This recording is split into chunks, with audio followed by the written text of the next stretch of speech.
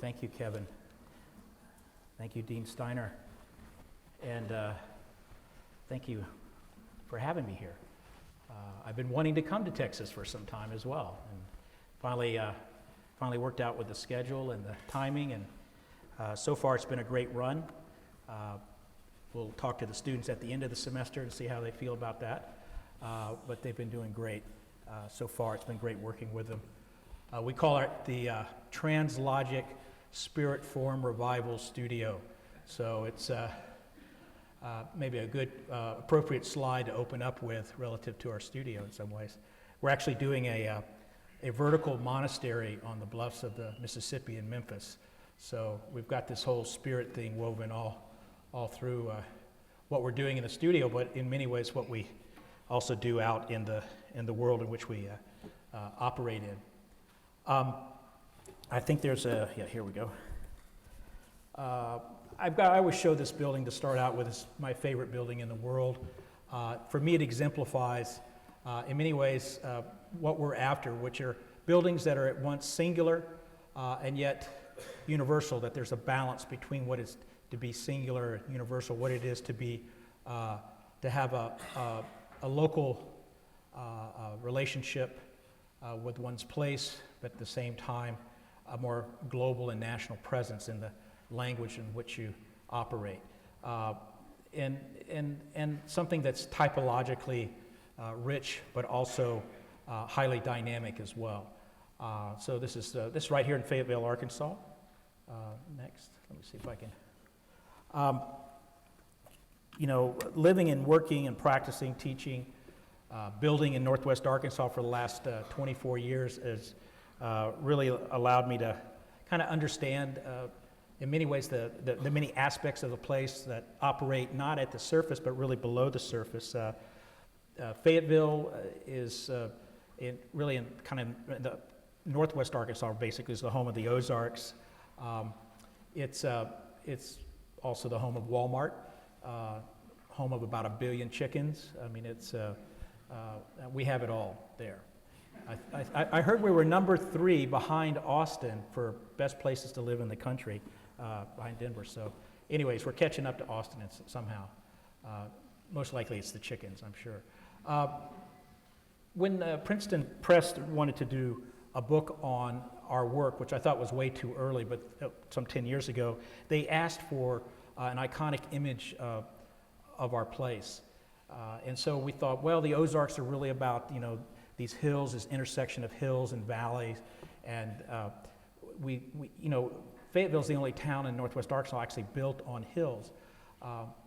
So you can actually stand in the downtown of Fayetteville and look out and see, ranches and pastures and chicken houses. And so we thought, well, wouldn't this be interesting to get an image where the hills and valleys intersect? I don't know if this actually even works. Probably not. It's hard to aim from here, but on the top of the hill you'll see a silhouette. That's Old Main, the oldest building on our campus. We found this cow with a new baby calf, and we thought, well, interesting, agriculture, culture, education, perfect combination. We go to take the photo, and a Walmart truck drives right through the middle of it, and it was like, oh yeah, we forgot about that too, commerce. So, like I say, we got it all. It's all right here. A little bit about me. I'm not from Arkansas originally. I'm actually originally from Alabama, my family, but I grew up in a military family, so I was born in Germany, lived in the Philippines, sort of moved around a good bit. I grew up near the Everglades for a while in Miami, south of Miami. I really developed a great love of nature and also a great fear of it. If you live near the Everglades, you have to have both or you don't last very long. I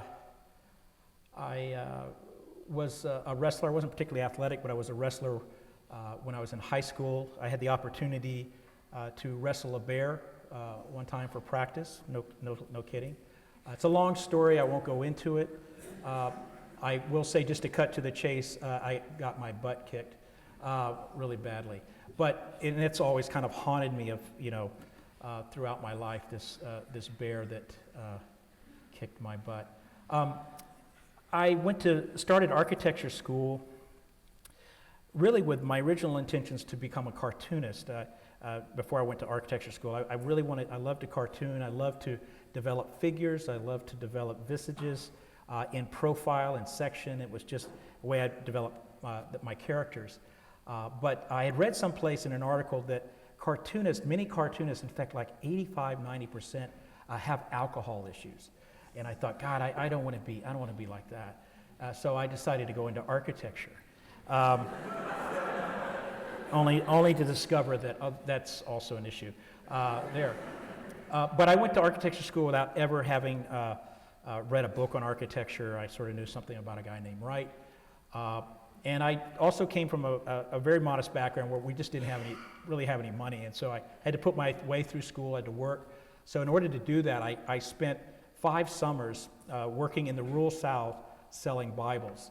I was a Bible salesman, which was kind of a strange thing, but I did very well. And it was an amazing opportunity to be placed in a culture and place that you often only read about, this part of the rural South, where, it's incredible land, incredible people, incredible food. You see the socioeconomic disparities as well, but you learn, how to tell a good story, how to listen to a good story. So it was one of those life-forming experiences that have really shaped the way I've sort of engaged architecture as well. So I try to think of where I live as an amazing place in the middle of nowhere but close to everywhere. It's a place of real natural beauty and simultaneously one of real constructed ugliness. And it's a place where words like exploitation, erasure, nostalgia, abandonment, they're all aspects of the place. And there are conditions just as authentic as the local form and natural beauty that you'll find in Arkansas. In fact, it's called the natural state. Before that, it was called the bear state, ironically. In the turn of the 19th century, there was 1 bear per square mile in Arkansas. By the 1920s, there were 50 bears in Arkansas. And then in 1950, they had the largest large mammal transfer ever in the country to date, where they imported, I think, 600 or 700 bears from Minnesota and Wisconsin. And today, there are over 5,000 bears in Arkansas. So it's still the natural state, I guess. Lots of bears. Really scares the hell out of me. So this is really a land of very disparate conditions, which has really not just a setting for our work, but it's really become part of our work. And we've really learned how to turn over the rock to discover the underbelly of our place and all the visceral presences and the really incredible local form that really sustains our efforts there. And in these kind of disparate conditions, I really don't see it as a negative, but really as a source of deep possibilities in direct experience with the world as it's given to us, and as we translate it into the world as we find it, as we'd like to see it. And what I'm doing is working very simply from a conviction that architecture is larger than the subject of architecture. So what we're trying to do is look at the world with a wide-angle microscopic lens to develop actions and ideas from our direct experience with the everyday world, between the ordinary and the extraordinary, between one's own personal history and the history of our discipline. And to do this, we have to become very careful and attentive observers. Hopefully it's not too dark, but you might recognize the building on the left, Thorncrown Chapel, done by the great Arkansas architect Fay Jones, prodigy of Wright. This is a true masterpiece. I think it was voted by the AIA. It's the 4th best building of the 20th century. We take everybody there when they come to visit. We've had everyone from Peter Eisman to Peter Zumthor visit this place, and they all react in a very similar way, very visceral way. That it's architecture at the highest level. Now, it's in Eureka Springs, very near Fayetteville, about across the town, a few miles away. We have Christ of the Ozarks, what we like to call as Milk Carton Jesus. And he's called this because he's intended to be very tall and be seen from miles and miles. And when they went to erect him, they discovered that the FAA was going to require Jesus to have a flashing blue light on the top of his head because he was so tall. And so rather than redesign them, they just cut him off at the knees and pushed him into the ground, and he has the proportions of a milk carton. I show you this to you not to kind of, put any sort of emphasis on low culture, high culture, or whatever. It's, for us, they're all great possibilities, and we're not trying to resolve one to the other. This is the setting in which we work, and our goal really is to find ways to develop resonance between these conditions with the things that we make. And being careful observers of things that are biological and geological, and of course always cultural, we've been able to form the basis of a more inductive bottom-up process. Let's see if I can get this to change. Here we go. That allows us to amplify the small things that manifest the large things. So we can say, in the words of the great poet William Carlos Williams, that there are no ideas but in things. And I always love this quote by Da Vinci, who spoke about making from one's direct experience or direct engagement, let's say, of the world or in the world, when he said, "It should not be so hard for you to stop sometimes and look into the ashes of a fire or mud or clouds or like places in which you may find really marvelous ideas." So all we're trying to do is to try and, out of the muck of our own condition, is to find really great ideas through our direct experience with any particular place in which we work in. Now, I think it's safe to say that most architecture isn't very good, and most good architecture is good enough for most days, but there is some architecture, some buildings, that in effect should rise above the everyday. And I think this necessarily challenges us to return to the significance of the everyday and to enrich it with the totality of the things that we make. And so we find ourselves choosing to work and build between the motivating forces of the everyday. Here, the inadvertent meets the purposeful. The relationship is at once familiar and, I must say, kind of remote, strange. We like to say that our desired outcome for almost all of our work is to be somewhat strangely familiar, somewhat connected to our place, but in a way productively disconnected through a more kind of universal language in which we operate in. Basically a productive tension. So in many ways, we're involved in the task of recreating strangeness, of seeking the iconic in the everyday to revive and intensify our experience of form and place. And we're always looking at this relationship in an analogous way between those conditions that are nature-made and those that are more culture-made. And looking at ways to develop operations from the world as it's given to us, and typologically the things that we find, and then finding ways, operations to represent that so that, again, it is a once somewhat familiar, but formally somewhat strange as well. This is a small, guard tower for a golf community that we just sort of performed a garden minor Clark on a local barn here. So we're always thinking about the typological and how the typological is something that is dynamic, it's evolutionary, and it's adaptive.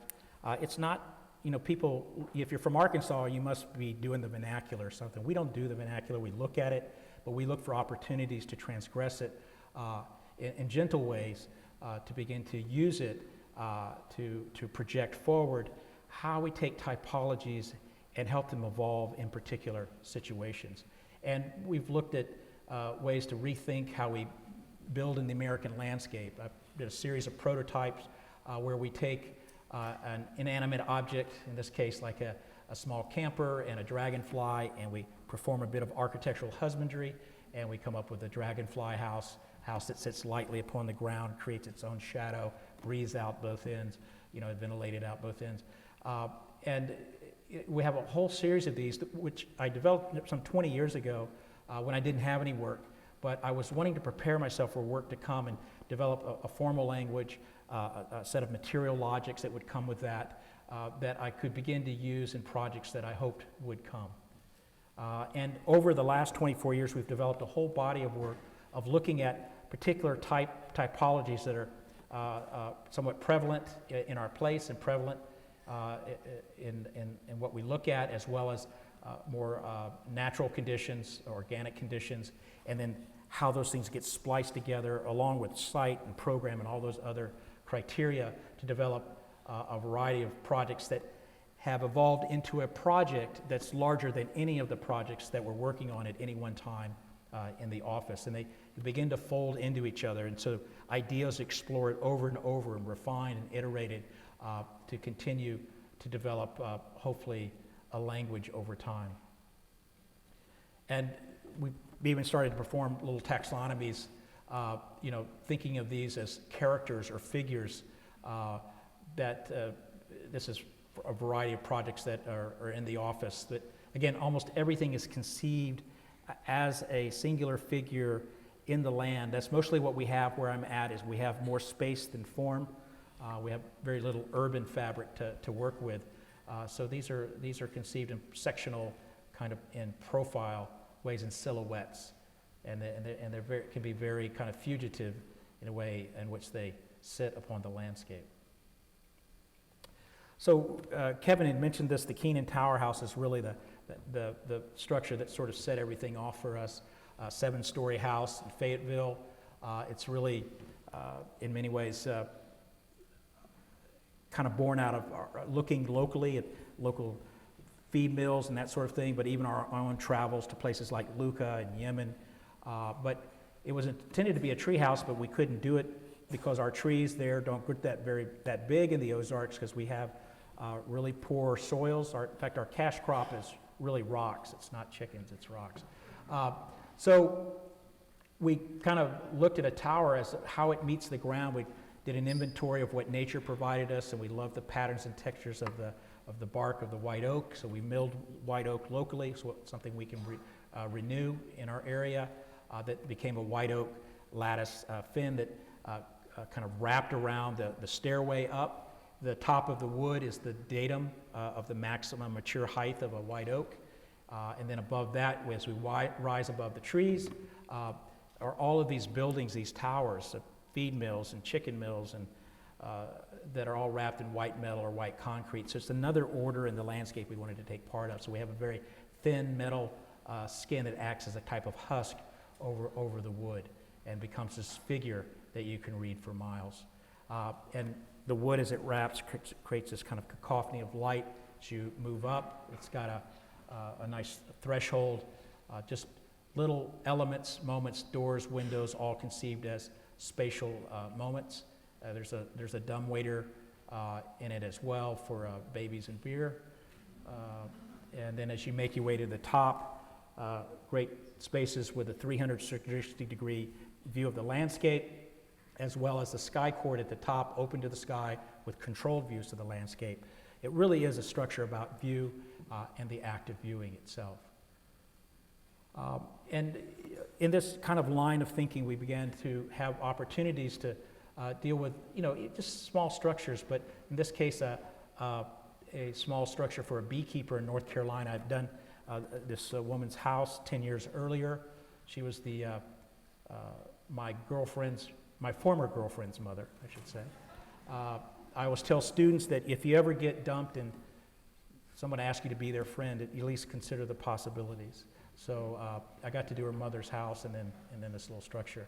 But she needed a place. She became a beekeeper. She needed a place to extract honey from the comb and to bottle it as such. And so it's an 8-foot by 24-foot structure. It's a $40,000 structure. And it was like, what can you do architecturally with this? And so we focused our energies on one element, a steel plate and faceted glass wall that was load-bearing, that organized the display of the honey and also acted as a type of brise-soleil. And it created this wonderful ambient light and has these great conditions of opacity and translucency and transparency, all embedded in this simple wall.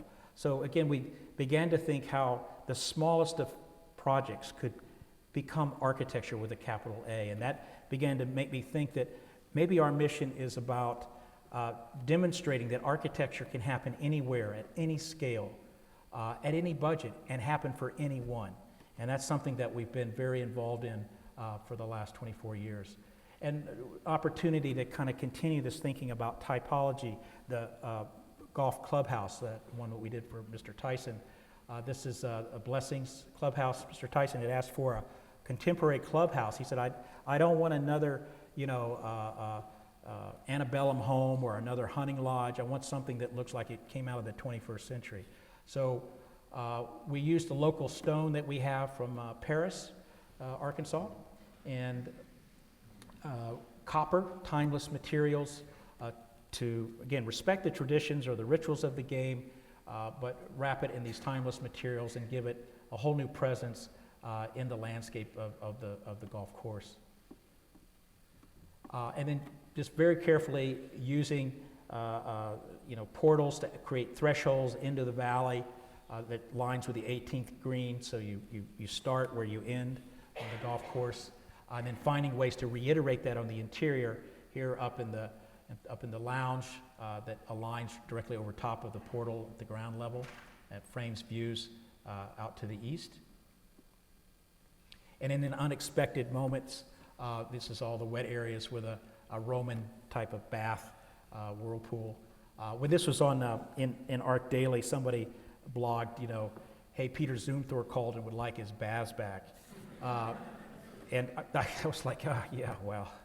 And then somebody blogged a few hours later, says, yeah, and the Romans called Peter and would like theirs back. So, it's all part of a continuum in many ways. So, when we were asked to do this, Mr. Tyson said, well, I'd really like you to do this. I said, well, I don't know, man. I don't know anything about golf. I can't even hit a golf ball. I just wrestle, And he said, man, it's not about golf. This clubhouse is about people and space. And I was like, hey, I can do that. So, sometimes you have great clients that they really do educate you. So this idea that typologies are adaptive, that are dynamic, they're evolutionary, really was brought home in post-Katrina, working for Architecture for Humanity and their model home program in Biloxi, Mississippi, where it was the only town post-Katrina that rejected the new urbanist plan for the Mississippi Gulf Coast. I think they collectively decided that not everybody wants to live in grandma's house with a geranium on the porch. So they really wanted something that model homes that would deal seriously with the new FEMA regulations that require you now to build anywhere from 6 to 11 feet above the street level, which has all kinds of implications to the urban fabric as well as the social fabric within the city. So we started with the shotgun type, which we were asked to start with. As you can see, some of the damage done up above on the right from the storm. And we began to think about a house that could be raised up, but we wanted to keep the porch, this kind of interface between the private world of the house and the public street on the ground level that could be used. And then we stack the program so we make a more useful footprint for cars and storage underneath, that we don't create residual space, and it's more adaptive for a variety of smaller lots. And then that became what we call the Porch Dog. And this is it. This is a market rate house we did for about $130 a square foot. It was for a single father and of 3 children. It's all just mostly wood. It has some steel in it with a moment frame. Has to resist a Category 4 storm as well as winds, and then has that sort of direct connection back to the porch, then up to the living area, and then the private areas at the very top. And simple things like rolling shutters, steel shutters that control the sun east and west, but also can be locked in place so that the house can be secure, the coming storm, that folks can leave and feel good that their stuff won't disappear when they come back. Which was why a lot of folks in Katrina didn't leave, is they were really afraid of losing their possessions, and because they had no way to really actually secure them. So this is one thought about how to do that. The porous steps, as the water rises, kind of diffuses the pressure and keeps the water from forcing itself up into the house. We have just started really thinking more and more about how we build next to the water, how we adjust for the dynamic conditions of that relationship, often volatile, between land and water. This is a park structure we had the opportunity to do in Indianapolis for the 100 Acres Art and Nature Park, along with Ed Blake, a fantastic landscape architect, and the environmental artist Mary Miss. This was a small, really a visitor center or visitors pavilion in the park. It wasn't a destination in and of itself. It was part of an extension of Pathway Journeys. And we wanted something that would really begin to respond to the local context, which in itself was pretty volatile. It's in the oxbow of the White River. You can see a lake there as well, which used to actually be farmland, a forest, and then became farmland, and then was excavated as a quarry to provide limestone to build the interstate through Indianapolis, and then filled up with water and became an amenity in the city. This lake, which is a big part of the 100-acre Art and Nature Park, which is really for site-specific art, but about this whole dialogue between nature and art that people can experience. And it's very volatile. They've had 3 100-year floods in the last 8 years. This is primarily because of indiscriminate development upriver. Just really changed the way the river acts when they get a lot of rainfall. It actually rises above the lake and breaches into the lake. It scours the land, creates these wetlands. It's, like I say, it's very difficult to deal with. And, you know, for us, what we discovered is we had 100 acres, but if you take the lake out, which is about 40 acres, you only have 60 acres left. And when you factor out all the different easements, floodways, floodplains, everything, we had 0.67 acres to build on. So it's very easy to find the site where to build. And you can see it kind of in the upper right there. It's part of this extension of Pathway Journeys. These are some of the spaces you see below, the artwork, the types of spaces that Ed Blake made, and really wonderful paths through the variety of ecotones in the park. This is our site. We find it on the left, wet, fecund. On the right, you know, in the flood, so it fills with water. So how do you do that? How do you deal with that? How do you place a building in that? And in our case, it had to be 5 feet above the forest floor, which is a trick, right at eye level. And so working with Ed Blake, we had already started our plan making. We started thinking about these 2 big ramps that would be extension of the paths and how they would rise out of the forest floor as like ADA ramps and then become this one sort of singular deck and figure.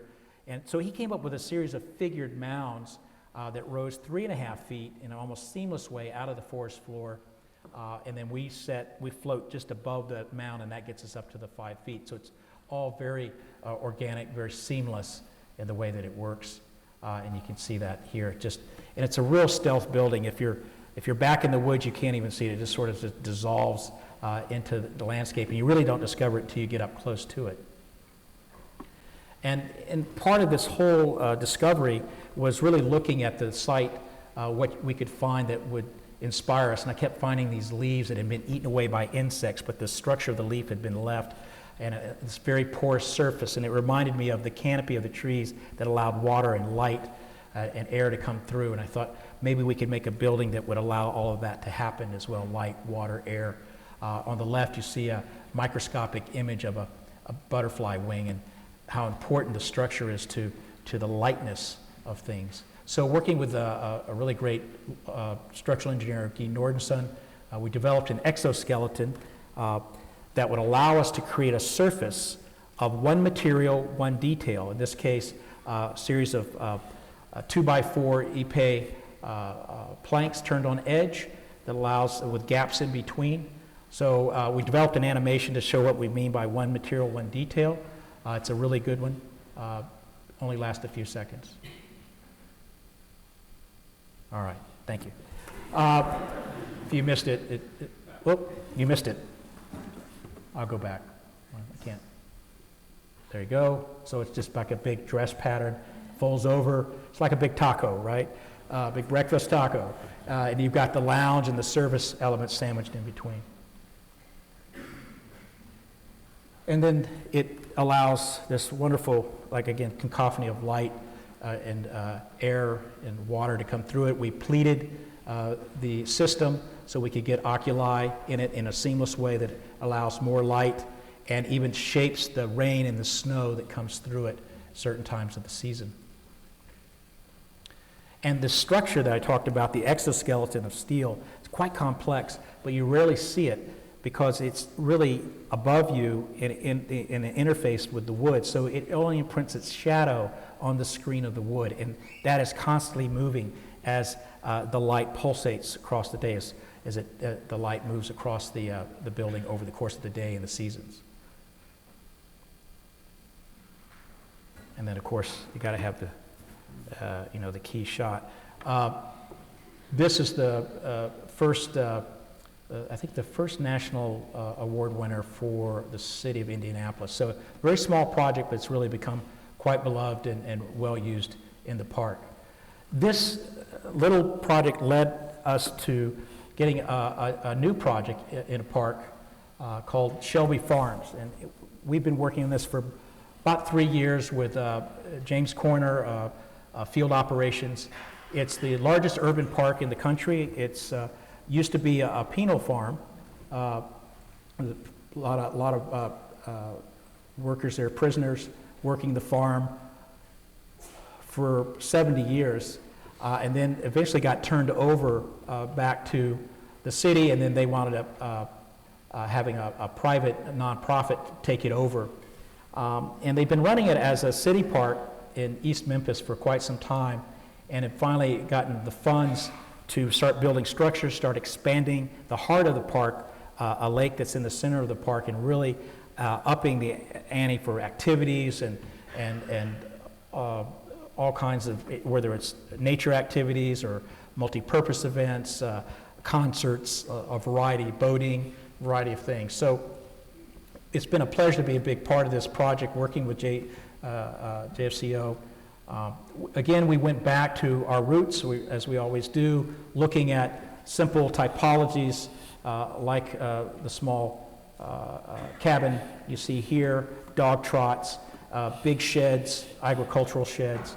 And what we're looking at and what we discovered in the park is wherever there was shade, there was people. No shade, no people. So we thought, what if we could develop an ensemble of structures? There's 7 structures we got the opportunity to do around the lake that would all have their own porch and their own language of the porch, and that would be the kind of resonant condition between them as you engage them. And the original visitor center set up on a hill by the lake, really awful. And so we convinced them that they should tear that down. They just wanted us to renovate it. We said, no, really, this isn't part of your brand. That's the new buzzword. If it doesn't fit with the brand, people don't like that. So, no, it doesn't fit with your brand and what you're doing. And so we got the brand people on our side. And anyway, so it had to come down. And so what we wanted to provide for them is a new visitor center, an 8,000 square foot visitor center with an 8,000 square foot porch, so that you could program the porch with events, and they could act also as revenue streams for this park. And it's just a simple cantilever dog trot, a series of dog trots, cantilever, big trusses. Again, we're working with Guy Nordenson and Frank Allison, are the structural engineers, and then it's all clad in aluminum bar grate, so it's a very light and airy structure. So you can see it going up. It's like the top is the heaviest part, and then the bottom it's very light where we insert the program. And here it is under construction. We're almost at the point of, we're going to be done at the end of, in the middle of May, we'll be completed with the project. And to ventilate this space underneath the porch, because in Memphis, when it's hot, even if you're in the shade, you still sweat like a pig. So we got 5 20-foot big-ass fans. That's the trademark for them, or whatever the manufacturer's name for them. And to ventilate that shade so you could keep it cool year-round. And so here's the structure as it's coming together, very rationalized with its panels of the aluminum bar grate, which, given the building orientation, the bar grate acts as a brise-soleil, which on the east and west really is able to control the sun very effective in passive ways. The dog trots are all lined with second growth cypress that we can get locally. And then underneath the porch with all the big ass fans here. So very cool. So direct sunlight never actually hits any of the spaces on the, in the program, the museum store or the gift shop or cafe or any of those things. It's always shaded, it's always cool. And these are actually, these images right here are actually images students from UT took when we went out to visit.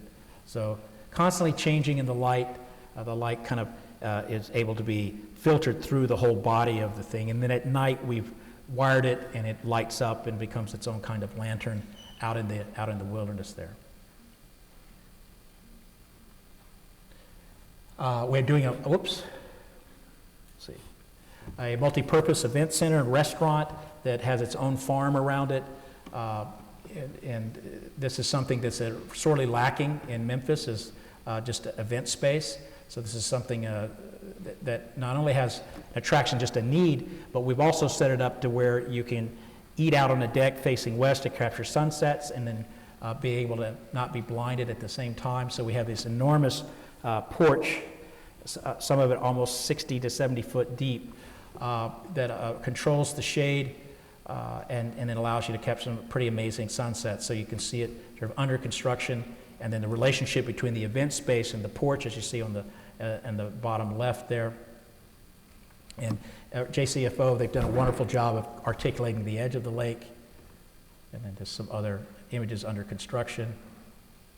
And we're just using a very reduced palette, local stone, zinc-like material, cypress, aluminum bar grate, and then just simple spaces. This is the event space here, cypress ceiling. And just really thinking about opportunities, using light from above, local stone. Actually, it's Arkansas stone. The Tennessee stone, not so good. So we bring our Arkansas stone in. But just finding those moments that, again, where we can inject the spiritual back into the more prosaic conditions. Little boathouse with kayaks and canoes, and it sits out on the peninsula near the water. It's got its own little porch as well. Not so little, but little porch. Little picnic pavilions we call the crickets. Those are going up all over the park. They provide, again, their own shade, and they are in effect a porch in and of themselves. Anyway, so this is something that we've really gotten excited about as we this idea of the park, not only the figures in the park, but the spaces between, working together on that. This is a stage pavilion that we're doing that works both ways, to an amphitheater on the ground, but also back to the water, so we can have events on the water at night. And then the lake, as it's currently at, we're starting to fill it up with water now, but so we're working around that edge. We tried ourselves to get into educational typologies. That's been really difficult. I mean, if you've ever tried to do schools, they seem to be kind of locked up for most architects like ourselves. And we found a way into that through private schools and even through public. This is a context. These are typical of our context. I'd say they're mostly beige where we work. We work in a beige landscape. So we're doing a Montessori school here, located in a floodplain. This is a woman who only had 7 enrolled in her elementary. She had lots in her primary and her newborn, but very few in elementary, so she needed a new identity. So we developed in the floodplain a very simple configuration of elements that just simple box rib metal cladding with cypress porches. And really tough because in the floodplain, you're limited by the floodway and the flood zones and the easements. And for us, it was just a triangular footprint that we could build in. And we just don't know of a lot of great triangular buildings in the canon of architecture. So we try to resolve things with boxes. So we kind of figured those boxes in there to create a V and a rain garden in the middle, green roof on the top, mitigate the rain runoff into the creek and into the flood zone. And then just have some really great spaces for the kids to arrive and places for them to wait when they're getting picked up by their parents. And just simple interiors, real tough interiors. You like the buffalo hide, you can rub that as you go up. But you know, the thing that we got so excited about on this project was this one detail where we knew that we had a 60-degree corner running into a 90-degree corner, and we had to resolve that through the coursing of the box rib metal, which is an off-the-shelf system. So working with our BIM models, we worked really hard to model this strange corner detail that would go from 60 degrees to 90 degrees. And it just looked weird, but we met with the contractor 3 or 4 times, and all kind of agreed how to do it, and they rebuilt it 3 or 4 times in the field because they couldn't figure it out either, but we finally got it built. And it's absolutely seamless, if you can see how it makes its way around that corner and be able to negotiate between two different angles. For us, that was, you know, a small victory, and that was the thing, you know, you go have a Miller or a beer or something over, because it's at this level of execution when you're doing a building for under $200 a square foot that you have to find opportunity and possibility is at the scale of the hand, not just at the scale of the site or the building. We then got invited to do another project right nearby, just across the creek that we're working next to, which was the primary school, which was an old strip mall. So we had an opportunity to kind of rethink it as more of an adaptive reuse. We had to do this, design and build it in 6 months, and do it for about $130 a square foot. And build a bridge so that the kids could move back and forth across the creek between the primary and elementary. As you can see in the lower right, you can see the connection between the two. So we're using the same palette of materials, and then just trying to figure out how it all comes together as a type of ensemble.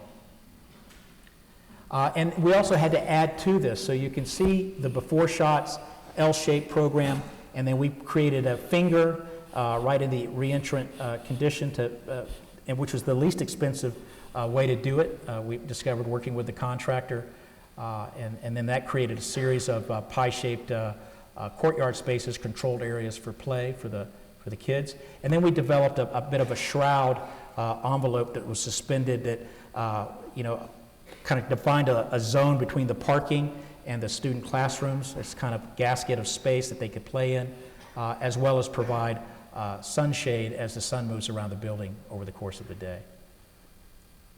So everything is sort of hung from the top. You get a sense how that works with the sun. And then just very simple detailing the inside. And of course the entry really kind of, you're right on that inverted V of the courtyard, which begins to display and direct you to the different classrooms.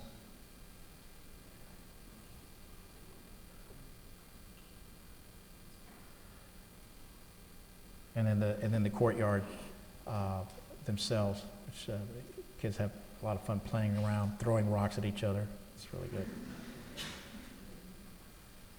So the material logic is very just simple, just the apple core. Wherever you make the cut, you change the material. Very simple. But again, at $130 a square foot, it's just simple logic, simple ways of executing that I think elevate the building in many ways above just building.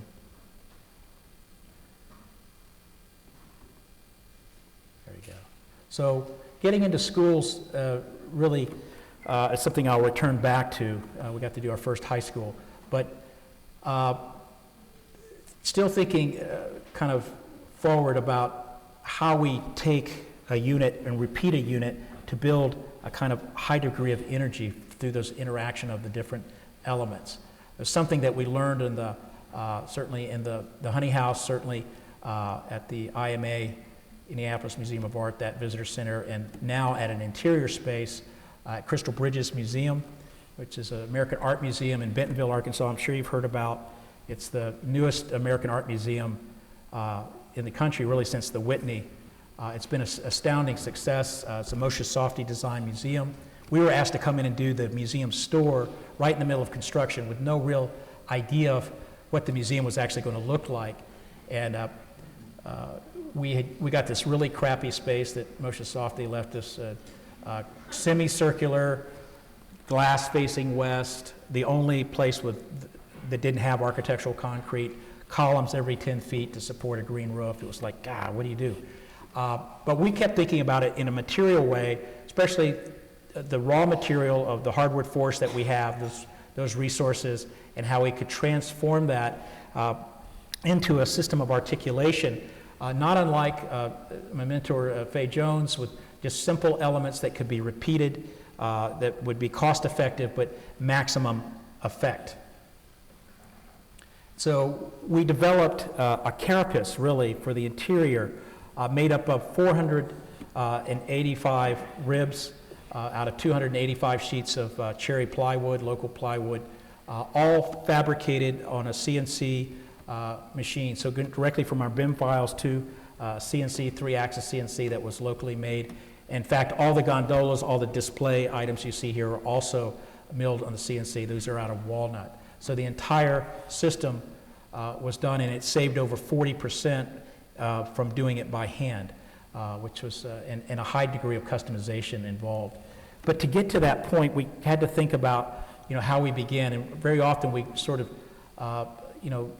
look at, if not the place itself, the tangible physical reality, certainly the kind of material culture. And this fellow, Leon Niehaus, is going to be featured in the museum store. We went to his studio. He makes wonderful baskets. He's kind of really nationally renowned.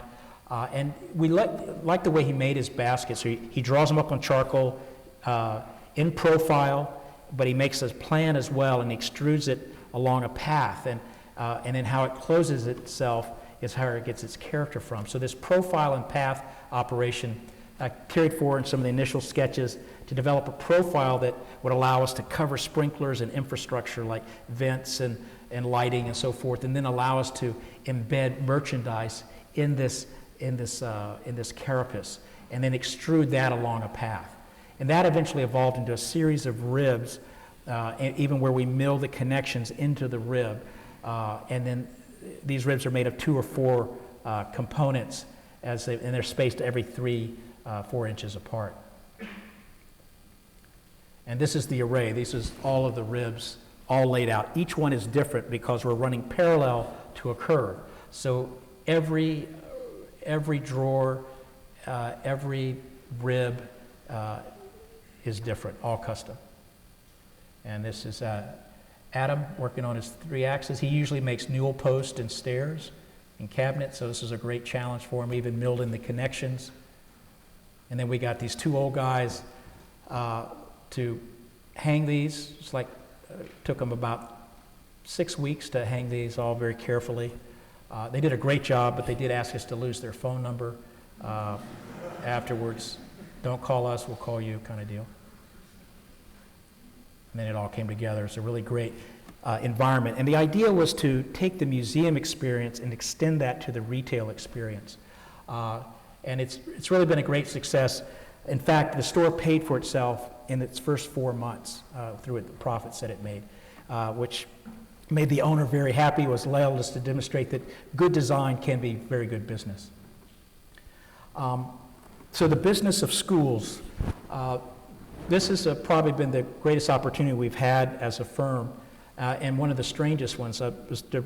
As Kevin said, director of the School of Architecture at the University of Arkansas for 6 years, and in the midst of that, we had the opportunity to be the design team along with Polk Stanley Wilcox that would do a 35,000 square foot addition to and renovation of 65,000 square foot to our architecture school right in the middle of campus. We had been in this building for 40 years.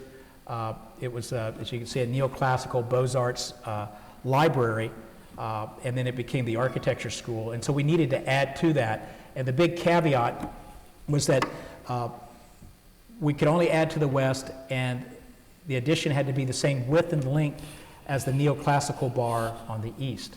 And that was that. So what to do? And of course, a lot of folks, we just need to replicate what we already have. And of course, we wouldn't want to do that. I mean, that would be anathema to an architecture school in the 21st century unless you're Notre Dame. So we decided to go the other route and again, shoot for this condition of resonance. But I think the first thing we had to resolve, see if I can get this, was the axes here through the middle of campus, and which runs all the way from Old Main, I showed you beginning, all the way to the football stadium. We never have been able to use that access fully across the campus because our building used to be full of reference books and storage areas, and so you always had to go around the axes. So one of the first things we wanted to do was free that axis up, so we came up with a simple diagram, if you can see, where we core out the middle of the building, and then we reprogram it, we rebuild it, and then we add our addition. So it's a kind of a plug-and-play kind of strategy for the new addition. And then we develop kind of the next lineage of buildings for the campus. This is the 35,000 square foot addition. We use the terrain to create a plinth, we put studios down below. It's got art gallery, studios, faculty offices, and a 200-seat auditorium in the new addition, and then renovated all the old addition as well.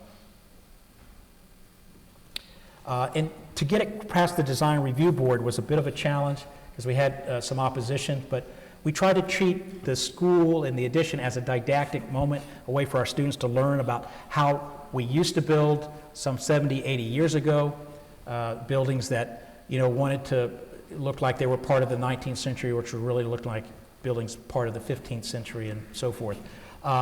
And saying that, look, the massing of those buildings back then was really a ground, and the figures were really the elements and the ornate entablatures and so forth. That was the sort of figure-ground relationship. Because of technology, because of new ways of thinking about space, we could actually reverse that and make the building the figure and the fenestration the ground.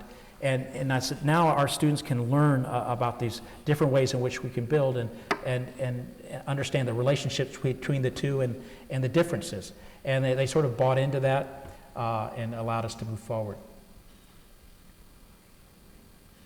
And we had a 200-foot long elevation facing west, had to figure out how to control the light. So we worked with an envelope consultant and developed a 200-foot long fritted glass brise-soleil and a all custom steel curtain wall for all of the building, so that it works with the steel sashes of the old building. All of this was done by separating warranties between glass and steel fabricators, and that way we can make all the curtain wall 10 miles away, so it's all locally made. And then concrete was the other. We're using limestone rain screen, so we can relate to the limestone that's already there as part of the old building. But we wanted concrete as that other material. So we worked with a concrete consultant that did Ondo's Pulitzer Museum in St. Louis, Peter Clarkson. We wrote great concrete specs, got great C2 concrete monolithic pours that are just polished, like baby butt smooth when you rub it. Good crisp corners. So very important. So all of this to kind of, again, teach the students. We have a variety of different types of concrete finishes, different types of steel finishes. Here's the axis now into the west. Bosque connects to the east. Along that axis, we program with vitrines and ways to display all the flat work and drawings and models that our students do. The vitrines act as lights that light up the old spaces. And then we took this tableau that you see in the middle is actually born out of 200-year oak trees that were taken down for the new addition. We had those lumbered, really great, oh God, I'm thinking of Fletcher Cox, but he's just a great woodworker out of Mississippi. And he's able to turn this into this great 25-foot by 5.5-foot wide tableau, where we now can teach our students about face grain, long grain, end grain, and it floats just above the ground. And you can see it's really, we had everything from mariachi bands on this thing to installations to just hanging out. It's great. Art gallery that we have for the first time, where we introduce the students to poché and how that can work, rotating walls that control the sun. Our first exhibit, of course, is of Fay Jones, because the school's named after him. And then at night, we light the whole thing up. It's a lantern in the middle of the campus. So now the axis opens up, creates a throughway for the community, the campus community, to come through the school to really discover who we are, what we do. We're no longer that hermetically sealed building that looks like an asylum because it's open 24/7. but we actually can see what's going on inside. It really acts as a kind of jellyfish in the middle of the campus. And lots of renovation, restoration going on in every aspect of the building. So you can see in this section the great barrel vaults and monumental stairs.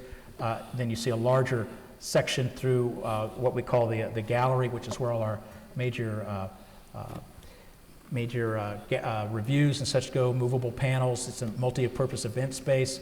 Had acoustical problems, lighting problems, so we used a fabric ceiling and backlit it. It's perforated fabric, so it solves the acoustics and then provides even lighting across the room. And then, of course, we cored that out and put a skylight to the sky in the middle of the building, so you have a window to the sky, so nature gets to come right through. Cut a slot through so we can move the panels through, make that transition to the new addition. And then we stacked studios on top of this space here, so they can look down into the oculus. We like to call it the retoculus. Here again, old and new overlapping come together to make a new type of space. And then I always tell the students after 3 days of being up working on a project, just go upstairs, stare into the red hole. It's better than 5 Red Bulls, and get back to work. Here we go, the reading room, totally transformed. Same lighting effects as the old reading room, where you have chandeliers, in this case custom lights, provide 50-foot candles, and then LEDs embedded into the new custom desks to provide the other 50-foot candles that give you the balance of light that you need. And then that gasket between the old and new becomes a formal joint, and that's programmed as stairs. And it creates social spaces between, review spaces as well. And then the typical classroom in the new, again, the brise soleil balances out the light, very raw, tough spaces, concrete with plenum floors and made out of surfaced in cork. And then our biggest classroom, which is a 200-seat auditorium that moves from the second floor to the first floor. And then underneath the auditorium, you can see in the upper right, we have a student lounge. We call it the boneless chicken ranch, because everybody just hangs out there, the students in beanbag chairs and stuff, and sleeps, and they have showers as well. The only problem we had was the first semester we had 2 students living there rent-free. We finally caught on that, God, we see you here all the time, and yeah, so we had to fix that. But we stole space as well in the auditorium. So we have a split screen system so we could get a faculty lounge behind the big screen. So we have a place to hang out and gossip about the students. And then other sort of spaces, faculty offices, an Ozark Sedum laboratory, green roof up top, and then a covered outdoor classroom with really a place of refuge and prospect overlooking the Boston Mountains. So anyways, very excited to have had this opportunity again to kind of question what you would do with an architecture school in the middle of a campus attached to a neoclassical building, quite specific. But it also demonstrated that these ideas we're having about figure and profile types could be translated to a larger scale effectively. And so we had an opportunity as well to do a 500,000 square foot high school. It's a $90 million project we've done with DLR out of Kansas City and Height Jackson. We're the design architects for this. This is a 4-year project, 5-year project, took 4 years to build. It's just been completed. This is phase 1, athletics on the left, performing arts on the right. Again, all had to be built for $130 a square foot. So you get a sense of the context. It sits on a hill that slopes 85 feet from one end to the other. So we had to deal with that sectionally. Tough context, some existing buildings that we had to keep, some that we removed. And at the time, the old building that you see here on the left and at the bottom had 78 ways to get into it. So it was a security nightmare into the campus. So our scheme developed a kind of four quads with a cross axes and axes through it, so kind of a crosshair open spaces, so we create 4 places in which you can get onto campus, which people feel much better about. And you begin to see how this works as the whole section of moving up the hill. We have a 600-foot long street in the middle of campus, a series of courtyards, and of course they're able to bring gates down underneath the bridge to kind of close that off during the day to begin to control access. And the gymnasium, weightlifting area up here, so people getting a pump on, they can be seen from everywhere. And of course, the auditorium, 900-seat auditorium for the kids. This is also community space because we have a shortage of these type of spaces in Fayetteville, so they were used actively by the community. And negotiating the hill. The big, in the middle, the bridge in the middle is actually the library, so it's the nerve center that effectively bridges all the academic classrooms together, knits those together. And it's the biggest elevation we've ever done. It's 40-foot high elevation and 600 feet long, just all glass. This is in the library. And we're still using that same kind of metal, that box red metal off the shelf, but we customize the corners, we customize the fascias, and so we hybridize the system. This is one of the fire escape stairs that sets down into a courtyard in the middle of the campus. Brise-soleils that are clipped on to the building to control sun. So we're trying to do most everything passively. Everything's LEED gold, but it's all passive for the most part. Again, because we don't have the money. Types of classrooms, small learning communities.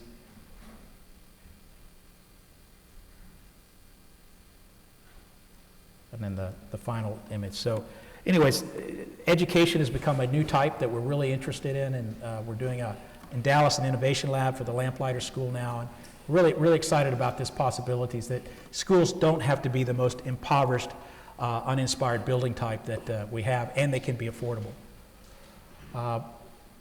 Something that's a little less affordable, your own pool house, nice 1,000 square foot pool house we did for a client of ours.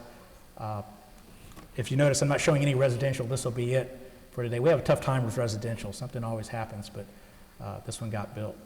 So it's just a simple living kitchen relative to the porch, right in suburbia, right in Beige Town. Everything's beige. Everything's got a big roof, so we fit right in. We got beige wood, so nobody would throw rocks at us. It's very simple. And then the upper part is just simple row of bunks, and this window is between the bunks. So people, they drink, they party, they go upstairs, they crash, and then they're woken up by the sun. So it's a nice vicious cycle. So down below, you stagger up the steps, crash in the bunks, and these people really party. I'm telling you, they're hard partiers.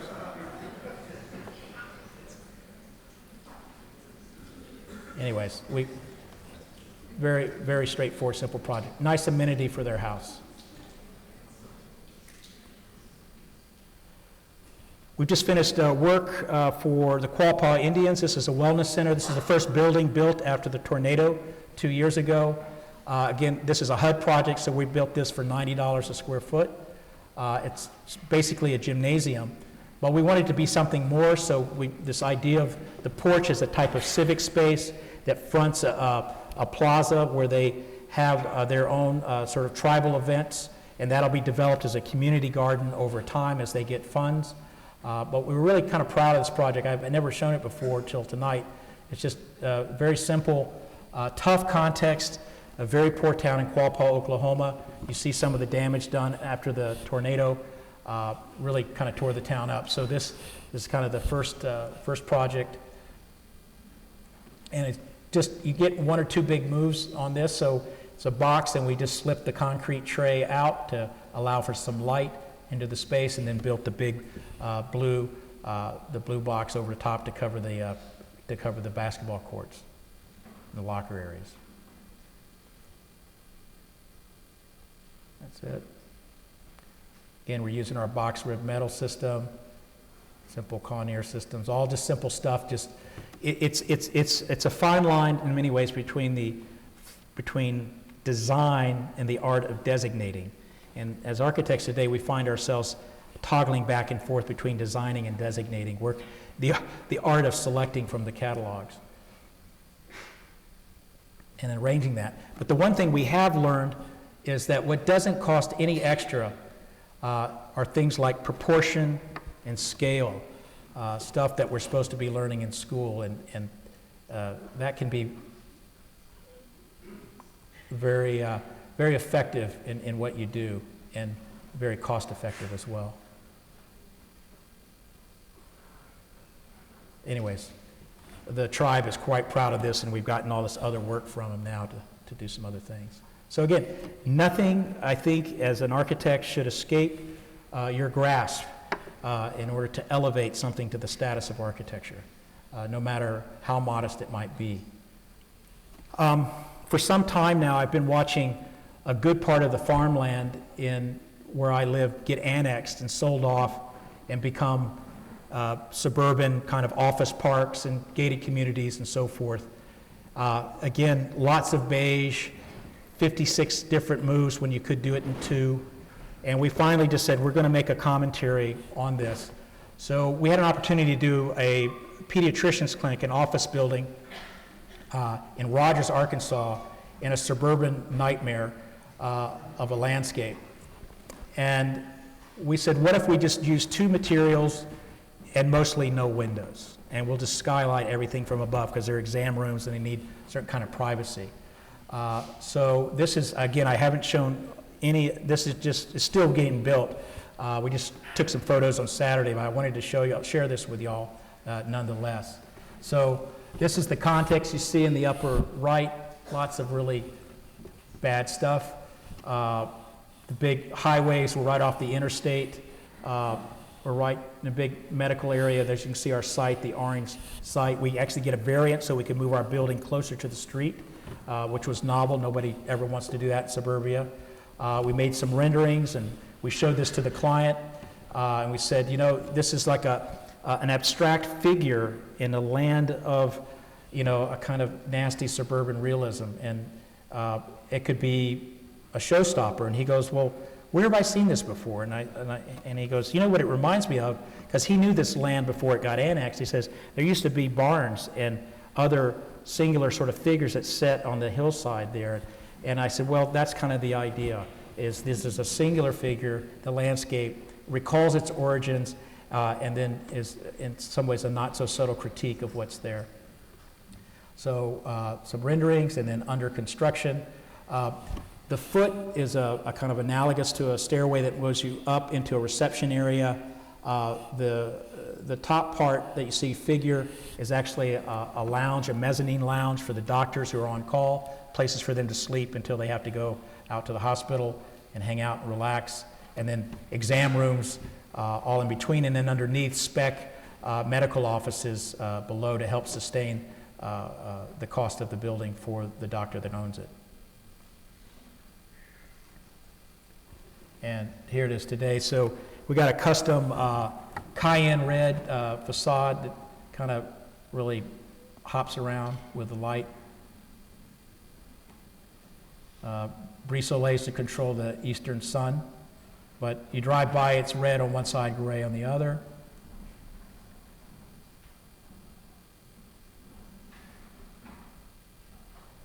One of the things we wanted to do is, again, think about light from above and a whole sequence of how you go up into the doctor's offices. So we used blue skylights for the stairs.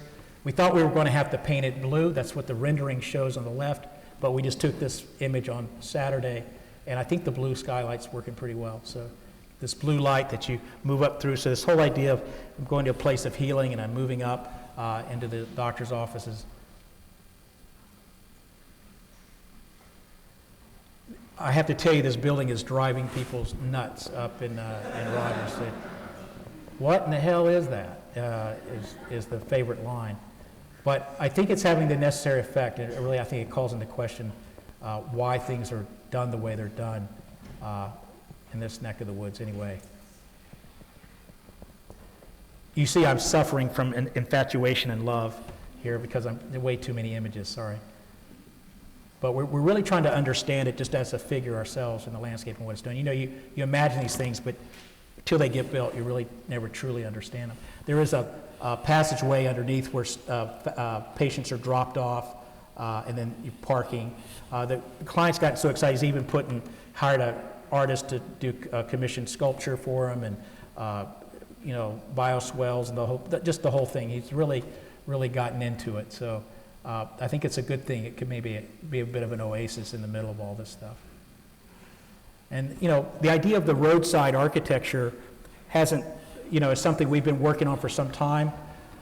Even here in Austin, we've had this great opportunity to work with Dick Clark Associates and our firm, along with Kevin Warden and his outfit, for Fly Right Chicken. I don't know if you've seen this thing on 7th Avenue. We're doing another one on Burnett. I'm really excited about this because it's like the first thing we designed, we were told it looked too much like a P. Terry's or something. I haven't really seen one of those, but it's like, oh, really? It's terrible. Okay, we need something with that Austin vibe. And I don't know what the Austin vibe is. Usually I just thought it just looks like a really messy place that wasn't designed but looks like it was, or I don't know. And everybody's really high. So anyways, this is our fast food chicken thing. So we came up with, roadside architecture, a big awning, a place that you can sit out under, get shaded from the sun a little bit, becomes a billboard, kind of does 3 or 4 things at once. And this is the rendering we came up with. Our first prototype is actually an old enchilada place that we had to convert, so it's really not from the ground up. The second will be from the ground up, and we're working on a third one, finding a place for that. But nonetheless, we're really excited about seeing it get built, and it's so far I've heard it's been a real big hit. I think the owner's very happy with it. But it's been great working with Dick and his crew, Mark Vernberg, Jason, and the inside. Lots of, I guess that's the Austin vibe there. Not really sure. Anyways, so hopefully maybe let's go national. Who knows? Maybe you'll find these in Portland in sometime. What I like about it is it's organic chicken that's been fried, and so it's the healthy version of Chick-fil-A. And I have to say it tastes really good. I think it's better than Chick-fil-A. So I don't know. Okay, I've got 2 projects. I appreciate your patience. I wanted to end tonight with just 2 projects that are about this whole idea of repurposing, the whole idea of providing the past with the future. These are images from the Getty file. They're in Fayetteville, Arkansas. Senator William J. Fulbright, if you've heard of Fulbright scholarships, owned a mill post-war. Edward Durrell Stone, a great architect from Fayetteville, Arkansas, was building a fine arts complex there. They didn't know what to do with all these plowshares and wagon wheels and stuff that the mill made. Nobody wanted them much after the war. And Mr. Stone was telling Mr. Fulbright, I said, I think we could take these instruments and make a whole line of furniture for my new building and market this furniture internationally. So that's what they did. They took plow handles and made chairs, wagon wheels and made stools. They took the local crafts, as I showed you before, the basket making craft of the Ozarks and made chase lounges with big plowshare handles to make chase lounges. And today, if you could find this on eBay, these are like $20,000 a piece. But it really inspired me just to think about how we can take what the world has already given us, what we've been provided with, and provide it with a future, just by understanding the DNA, the good bones of something, and moving it, projecting it forward. So this is a library project, our first one in the little town of Gentry, Arkansas, a town of 2,500. It's got a Little Debbie snack food plant in it, and a wild country safari zoo where you drive through the landscape and you're chased by ostriches and monkeys in your car. That's all they have in town. It's a small town, tough downtown. It's been bypassed in a lot of ways. They're trying to make a comeback. They had a public library that's essentially been privately funded, but they had a dream of having a real public library, and they bought a building very cheaply, an old mercantile building, an old hardware store on the corner of Main Street, rather than putting out on the edge of town in a metal building like typical towns like to do because they don't want to spend any money and they want to show how they're using the taxpayers' money in a really great way. They said, no, we're going to raise a millage in our little town. We're going to raise over 10 years $1 million, and we're going to do a maintenance tax, and we're going to try to do this right. This is the building that we had to start with as it was. Basically a ruin, all the windows blown out, storefront really compromised.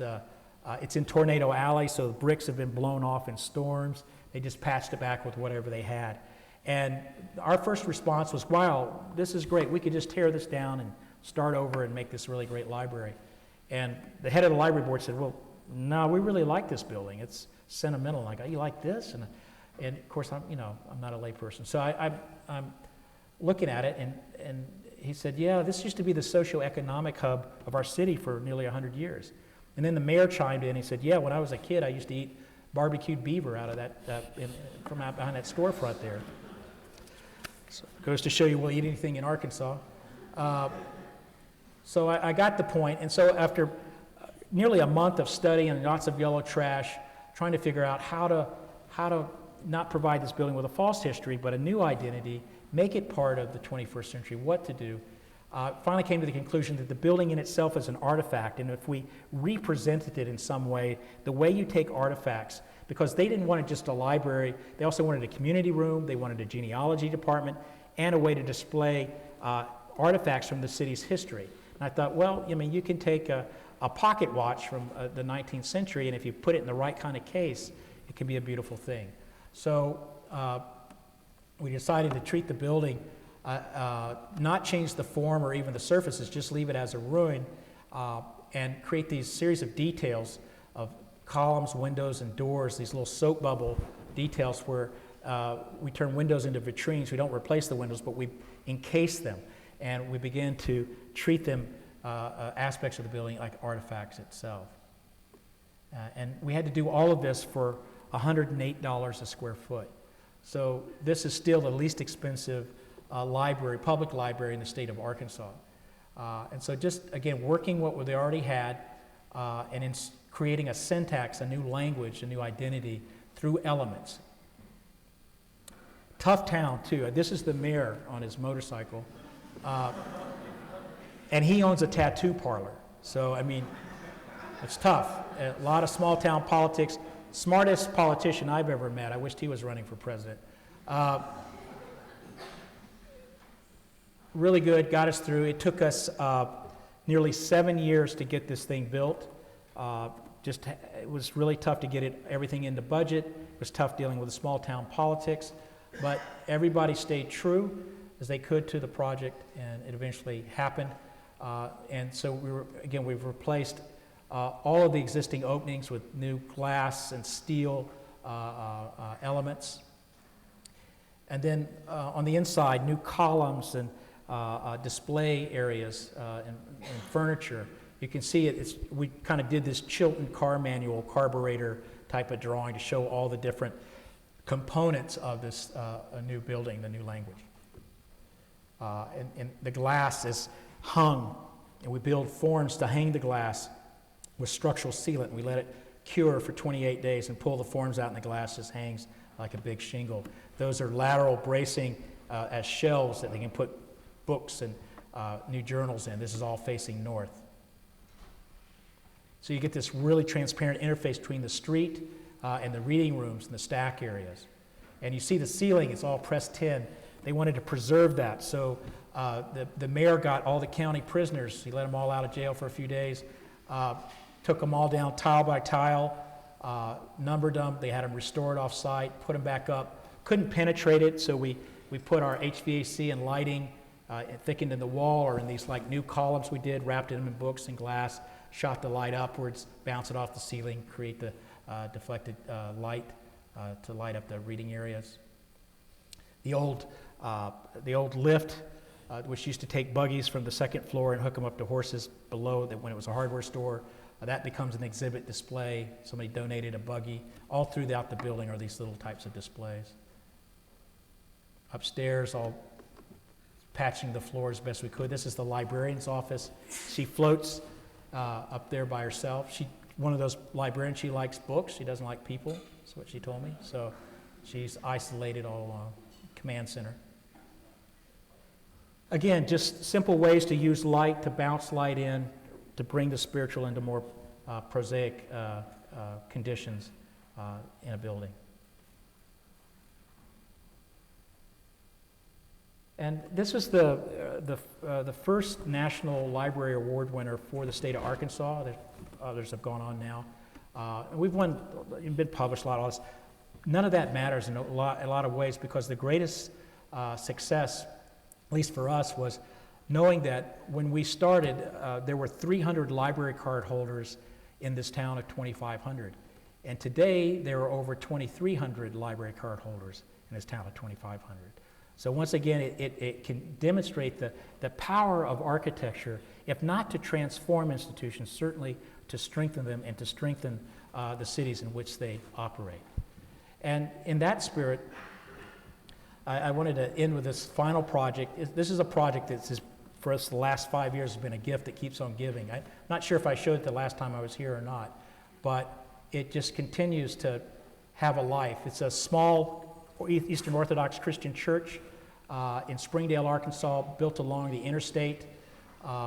Somebody in the parish or in the congregation died, and they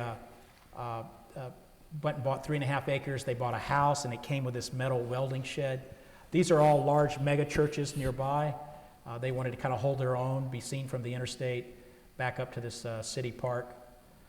They had $100 a square foot.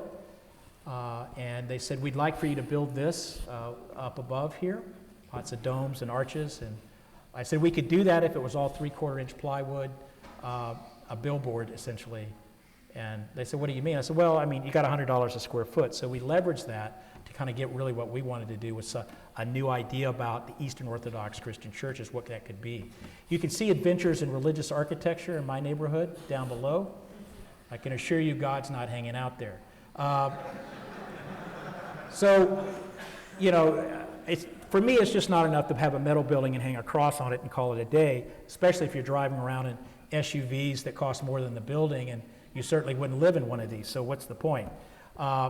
It's a harsh critique, but, you know, I was trying to make that point to them that, you know, we don't want to do a metal building. And they said, well, we're sorry to hear that, because we would like you to take this and convert it into our new sanctuary and fellowship hall. And I like, you mean like literally the building and convert it? They said, yeah. I was like, oh God. So our heart just sank, and you know what to do. But as I said to you earlier, the one thing that as architects that we are experts in are qualities. And one of the way to arrive at qualities is to understand basically proportion, understand scale. It doesn't cost a lot. So we went back and looked at the origins of the Eastern Orthodox Church, the Greek origins, and looked at the proportioning systems and scale systems, the way they used to work, and applied that to how we would reconfigure this building. And so what we did was, this is the church that we came up with, all based on Greek proportioning. And that's how we presented. And I said, look, you know, we don't have certain things, but we have the origins here. And embedded in it, all the symbolic colors they asked for. It's all in a kind of sacred face. And then we threw in a little bit of Corbusier, because everything goes better with a little corb on the canopy there.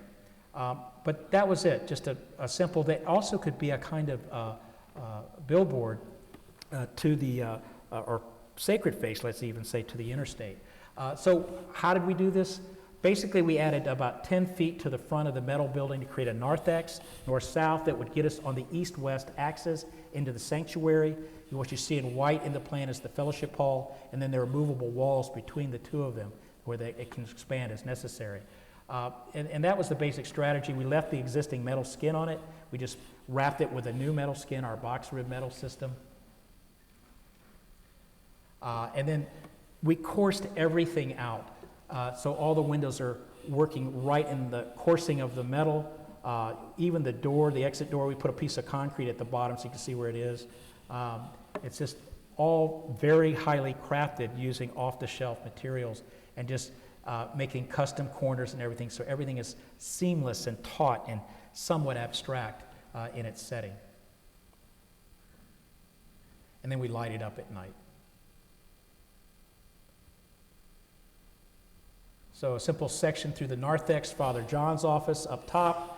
The narthex, you see the wooden cabinet, which is actually the return air, but we make a wooden cabinet, the niche for St. Nicholas, their patron saint. You walk underneath the tower, bathed in the blood of Christ, and then you move into the sanctuary.